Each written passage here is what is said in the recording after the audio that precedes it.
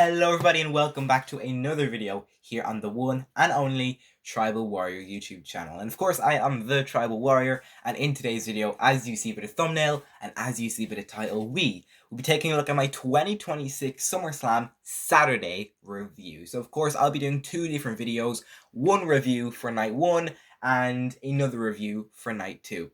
And of course, the common sense thing to do is go in order. So we're going to be talking about SummerSlam Saturday first. And of course, SummerSlam Saturday 2026 took place at the US Bank Stadium in Minneapolis, Minnesota, and delivered an action-packed opening night filled with championship clashes, major storyline developments, and unforgettable moments. The show featured two world title matches, a high-profile 6 tag team man bout, and the return of Randy Orton. And of course, we cannot forget the brutal Hell in a Cell kind of. What's the word I'm looking for? The Hell in a Cell was, some may say, overrated or unused, but we'll talk about that a bit later. Of course, it was the Hell in a Cell main event. So that being said, let's dive into my review, and we're going to go in order of the show. So we're going to start by talking about the Women's World Championship match that kicked off the show. Liv Morgan and Io Sky opened the show with an outstanding Women's World Championship match that immediately energized the crowd. Io's speed and creativity constantly kept Liv on the defense, with both competitors trading momentum through a series of exciting reversals and dramatic near falls. Despite Io pushing the champion to her limit, Liv showed her resilience when it really mattered, capitalizing on a brief opening to secure the pinfall and successfully retain her title after one of the best women's matches so far this year. And in my opinion, not just best women's matches, but one of the best wrestling matches this year in 2026. It was just such an amazing picture perfect match. You see there, the main big picture, it's the Spanish Fly, and it was just a beautiful Spanish Fly from both women.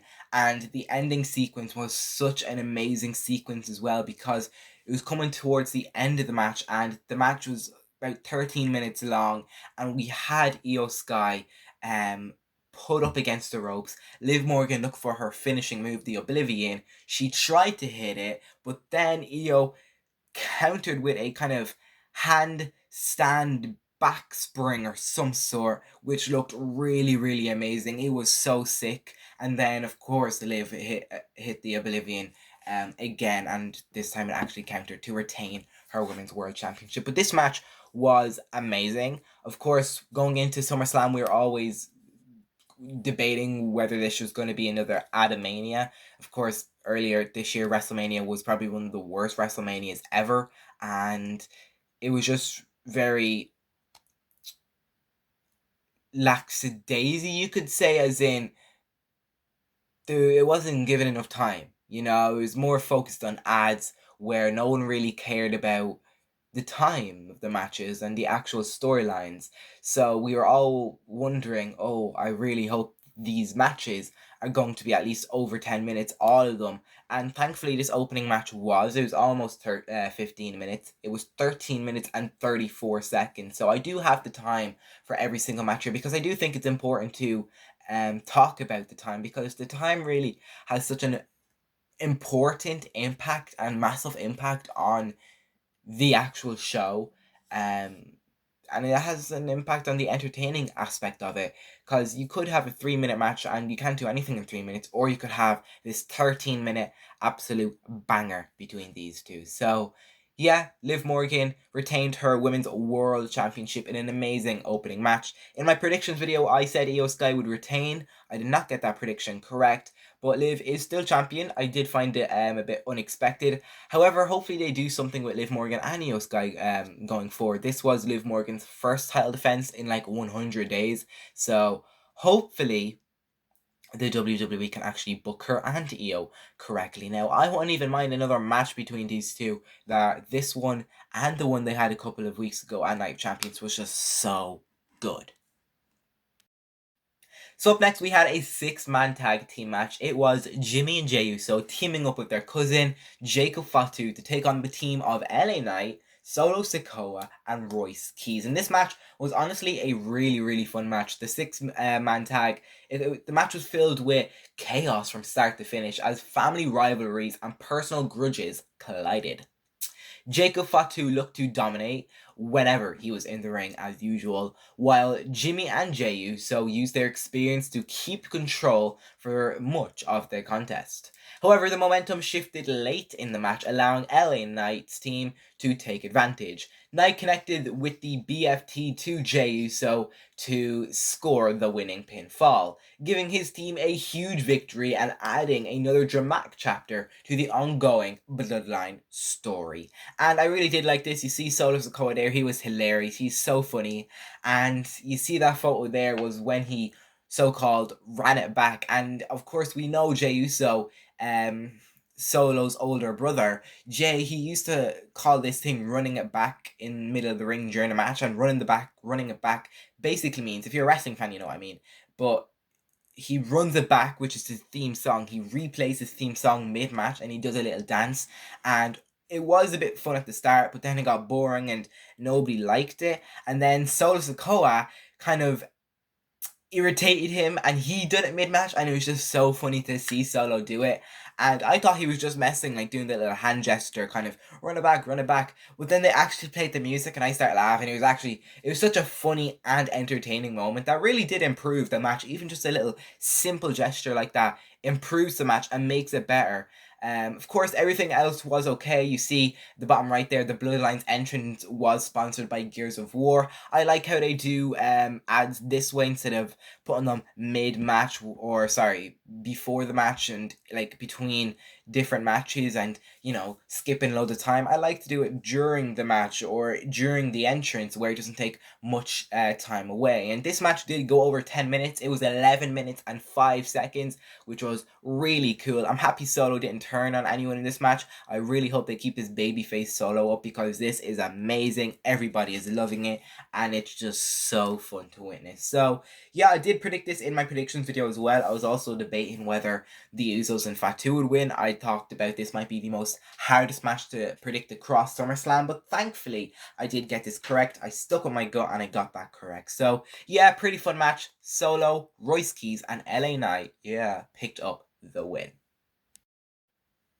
So the third match of the night was quite an exciting match. It was kind of highly anticipated, as it was the ring general, the career killer Gunther, take on general manager Nick Aldis. And it wasn't no general manager, no like boring general manager. This here is Nick Aldis we're talking about. An amazing former WWE, not former WWE, but former professional wrestler. This was his first match in the WWE and he had an amazing match. I was very excited to see what he could do. And even just seeing him in ring gear in the WWE was so different, because we're always used to seeing him in suits. But yeah, of course, Nick Aldis, he proved he could compete with one of the WWE's toughest competitors by standing toe-to-toe with the ring general through a physical contest in his first match in 3 years. Aldis had several impressive moments and looked capable of pulling off the major upset. He like a submission move, the Cloverleaf I think it was called, I'm not too sure, but he had a submission move which I think was like his finisher, and he almost made Gunther tap, but he didn't quite tap at all. Gunther's relentless offense and championship level experience gradually wore Aldis down. After a hard-fought battle, Gunther eventually secured the victory, while Nick Aldis earned respect for pushing one of WWE's most dominant superstars to his limit. And I don't think a win for Nick Aldis is winning the match. I think just having an amazing performance is a win for his first match here, and he really did deserve it. He was on the Chris Van Vliet podcast the other week. He was front row actually watching this, and he broke down. He started crying. He did all this, and he was like, "Oh, I really hope that I can mean something to the audience. I really hope I can impress the audience and not let them down." And he did not let us down at all. It was an amazing match, an amazing performance. Maybe this is a one-time match. I would love to see Nick Aldis run it back with a couple of people, I don't know when, but I think he'd be great as a professional wrestler. Even against Drew McIntyre, he had his beef before with him. Sami Zayn is also there, but maybe this is just a one-time thing because his entrance music for this was an Oasis song. I don't know how the WWE pulled the money off for that, but of course Oasis is a famous band, and they were able to use the Oasis song as Nick Aldis' entrance. So maybe because Aldis is having a one match, this might be his only match in the WWE ever, they might just make it, cool and had a good song for Aldis because this is Aldis' favorite band, I think he said. And of course, after the match, he shared the ring with his son. His name's Dominic. No, it wasn't. It was Donovan, I'm pretty sure it was, and of course, wrestling legend, his wife Mickey James. So yeah, congratulations to Nick Aldis on putting on an amazing match, but eventually he did tap out to the ring general, Gunther, and I did predict that in my predictions video. If Nick Aldis did defeat Gunther, it would be a massive upset, and I wouldn't have liked it at all, but thankfully Gunther won, while also giving Nick that, amazing contest. So the first three matches were absolutely excellent. Every single match going over 10 minutes, including the last match I forgot to talk about, 11 minutes and 35 seconds. But then we got to this match. I'm not saying it was a bad match, but it was definitely under 10 minutes because the match lasted 7 minutes and 27 seconds, which is not good at all. So of course, we had a 6-man tag earlier, but now we moved over to a 6-woman tag. It was Nikki Bella, Brie Bella, and Paige teaming up together, literal legends, going up against Lainey Reed, Fallon Henley, and JC Jane of Fatal Influence. Of course, Fatal Influence continued their rise as one of the WWE's most dangerous factions by defeating Paige, Nikki, and Brie in a competitive match for 7 minutes. It was an entertaining match, even if it did last 7 minutes. The veterans had the crowd behind them and came close to the victory on several occasions, but Fatal Influence's teamwork ultimately proved too much. And then after the match, some may say the biggest shock came when Nikki and Brie Bella turned heel and turned on Paige and created one of the biggest moments of the night. And I am so happy we saw this. Paige, I'm sorry you got attacked, but this is good. We finally get to see a Paige singles run. I don't know if Paige is going to go team off with AJ Lee now to take out the Bellas, but eventually we're getting closer to a singles run for Paige, which I cannot wait for. It's going to be very, very entertaining. Of course, you've seen the photo there, Brie Bella kicking Paige and she's holding her shoulder. Look at the bottom right there. Triple H, he did confirm on the post show after that Brie Bella is injured and was taken to hospital. So that is quite unfortunate for Brie Bella. Hopefully we do get a speedy recovery. Hopefully her shoulder is just out of place and she can pop it back in somehow. Hopefully it's not too bad and hopefully she can return to the ring soon. But if she is out for a long time, then that might mean we get a Nikki versus Paige feud, which is so good because I don't care if she's still feuding with the Bellas as long as she had her own singles run, which is what we'll get. So all of this was pretty entertaining for 7 minutes and 27 seconds. Now, mind you, it did go over that for the heel turn because the heel turn took place after the match, which was after the 7 minutes. So in total, this was about 10 minutes, the entire thing, but the actual match, 7 minutes and 27 seconds. And it was just really good. I did predict this in my predictions video, that Fatal Influence would win, and I'm so happy they did. It would have been so annoying if they did lose. But yeah, congratulations to the tag champs in Fatal Influence as we moved on to another match. So, CM Punk and Cody Rhodes delivered another outstanding chapter in their rivalry with an intense 30-minute, yes, 30-minute WWE Championship match filled with emotion and countless near falls. It's kind of crazy how we went from a 7-minute match to a 30-minute match. But of course, both men hit their signature moves and refused to stay down, keeping the outcome uncertain until the closing moments. Just as Cody appeared close to reclaiming the championship, Randy Orton came out of nowhere with his surprise return and got involved, allowing Punk to capitalize and retain the WWE Championship. The controversial ending ensured that the rivalry between Punk, Rhodes, and Orton is far from over. And I did predict this in my predictions video that we could see Randy Orton, and thankfully we did. We got his return. I also predicted that CM Punk will pick up the win, and I got that correct as well. So that is pretty good. I'm happy Cody didn't win. I didn't want Cody to win literally at all. We just started this Punk run, and yeah. So this match lasted 29 minutes and 41 seconds, basically 30 minutes long, and it was a pretty entertaining, grueling match. I wouldn't actually go as far as saying grueling, but it was entertaining. A lot of moves. We saw CM Punk try to do a moonsault, and it was probably one of the worst moonsaults I have possibly ever seen in my life. He didn't even connect with Cody, and he laughed after. It was pretty funny, but yeah, it was definitely something.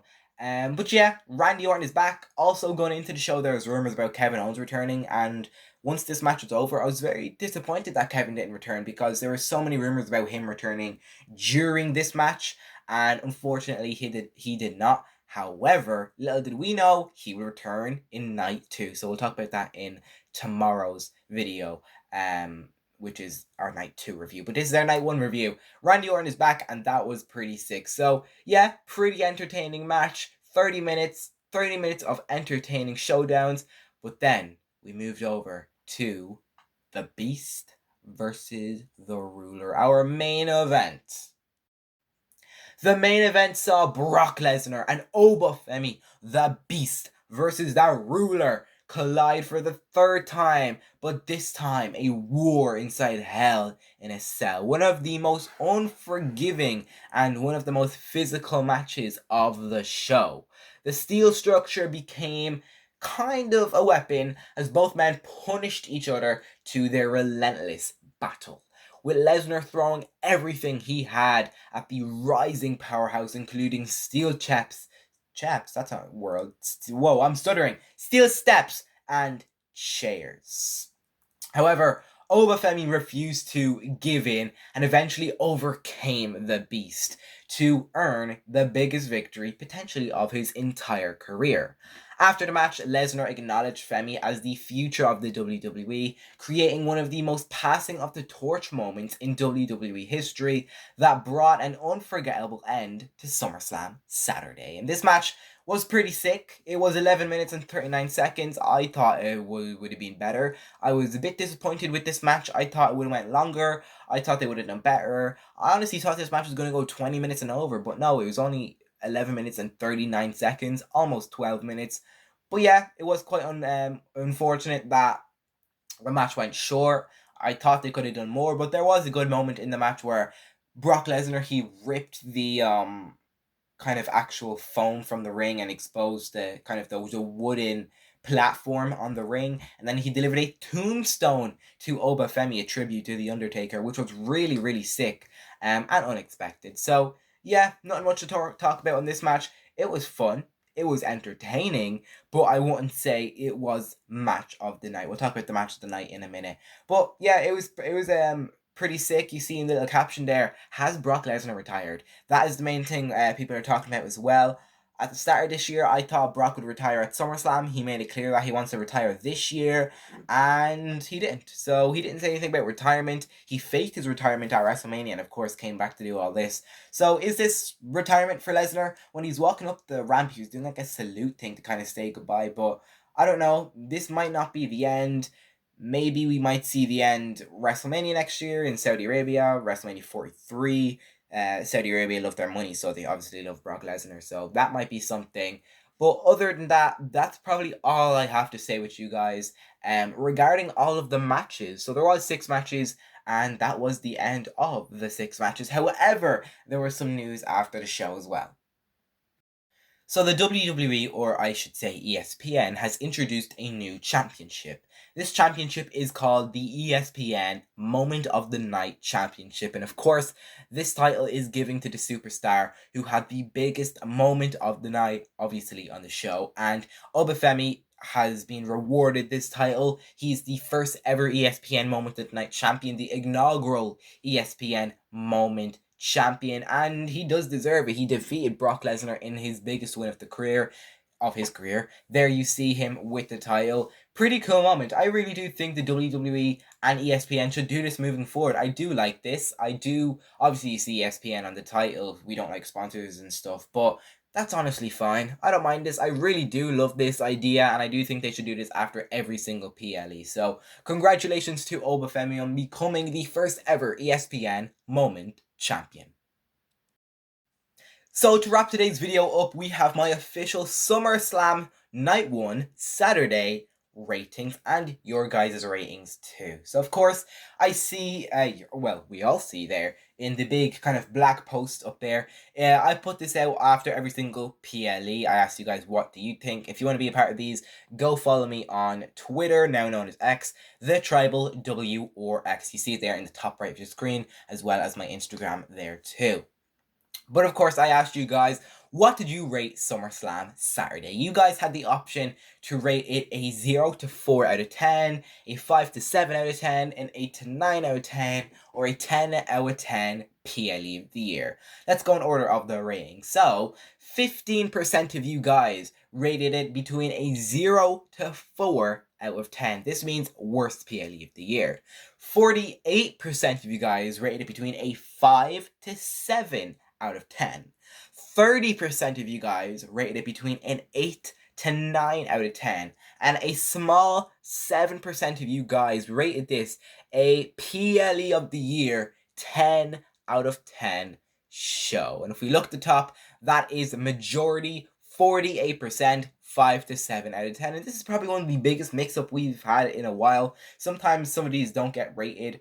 And yeah, well, all of these kind of got rated. Every single section got rated a mix of numbers, 48, 30, 15, and 7. But of course, majority wins. 48% of you guys rated a 5 to 7 out of 10. And I'm going to go and join the 30% because you see in the bottom right there, my official rating for this show is an 8 out of 10. Now, this is kind of new thing I'm doing, how I kind of rate the shows, a new rating ranking system. I literally go into depth with these. I talk about performances, times, interest, and moments. So let me talk about this. So, I rated several things out of 10. So I rated the match performances on the show a 6 out of 10. I thought the matches were pretty good. I don't think every single one of them were match of the night contenders, but I rated it pretty good, so this gets a 6 out of 10 for me. The match times got a 5.5 out of 10 for me. Obviously, it's not going to get a 10 out of 10 because the matches really were not that long at all. So I got a 5.5 out of 10 for me. I got an interest. Interest was 10 out of 10. I was fully interested the entire show, so 10 out of 10. And then moments, 9 out of 10. There were several moments on the show. We had the Femi moment, we had the heel turn moment, we had the amazing opening match that kicked off the show. We saw the Randy Orton return. We saw the Oasis song with Nick Aldis on an amazing moment. Of course, let's not talk about the Solo Sikoa yeeting. That was such an incredible fun moment. So yeah, that was a great moment. So I put all of that onto the calculator and I put an average, and the average came up 8 out of 10. So that is my official rating. I'll be doing the exact same for night 2 as well. So my official rating for this show is an 8 out of 10. This was an amazing show, and by the way, my past few review videos, Night of Champions, Saturday Night's Main Event, I rated them a bit too high, and because I didn't do this whole analysis, performances, times, interest, and moments. I just said what was on top of my head. So I did say it was 9.5 for Night of Champions. That was definitely not 9.5. So we're gonna go back a little bit and say it was like a 7.5 or something like that. But yeah, night 1 is an 8 out of 10 for me. In terms of match of the night, it has to go to Liv Morgan versus Io Sky. That match was brilliant. It was incredible. It was a 13-minute banger. Congrats to Liv in retaining her title. Thank you, Io and Liv, for putting on a great match. And at the end of this year, in December 2026, I will be doing a big video where I talk about every single match of the year across WWE and AEW, in my opinion, of course. And this match will definitely be talked about in terms of match of the year. But yes, guys, that's all I got for you guys in today's video. Congratulations to all the winners. Hopefully Brie Bella is okay with her injury. But other than that, thanks so much for watching. This has been my SummerSlam Saturday review. It was an amazing show. One of the best WWE shows we saw so far this year. The WWE this year was not that great, but this really did pick up the atmosphere. So thankfully we got a great show.